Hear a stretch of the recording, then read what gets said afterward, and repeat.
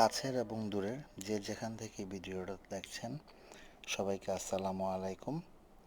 এখন যে মসজিদটি দেখছেন এটা ৭ গম্বুজ মসজিদ, মোহাম্মদপুরে অবস্থিত। মুঘল আমলে নির্মিত হয় মসজিদটি।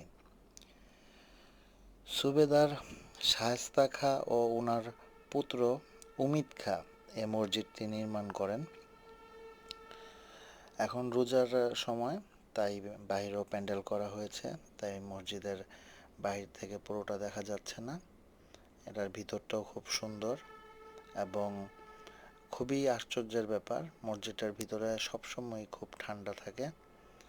আর এইটার মূল কারণ হতে পারে যে এটা মাটি, সুরকি, চুন আরও বিভিন্ন ম্যাটেরিয়ালস দিয়ে তৈরি করা হয়েছিল।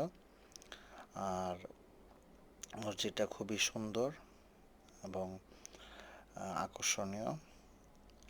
আর এর বাহিরে একটা কবরস্থান আছে, পাশেই বিশাল একটা বাগান। আর সবার ধারণা মতে সপ্তদশ শতাব্দীর সময়টা নির্মাণ করা হয়। এটা হলো কি আপনার উঠানটা, পাশেই হলো কি যে ফুলের বাগান, খুবই সুন্দর জায়গা, বিভিন্ন ফুল গাছ লাগানো আছে। আপনারা যে যেখানেই থাকুন একবার এসে হলেও দেখে যাবেন মসজিদটা, খুব সুন্দর।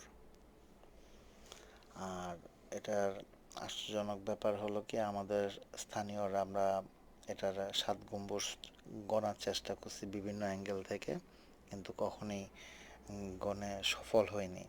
হয় ৮টা গম্বুজ হয়, নয়তো মানে এটা একটা অদ্ভুত ব্যাপার। আপনারা এসে ট্রাই করবেন আর নিজেরাই এটা যাচাই করে দেখবেন স্থানীয়দের ধারণা সত্য না মিথ্যা। আর আসবেন, দর্শনীয় স্থান, মুঘল আমলের তৈরি।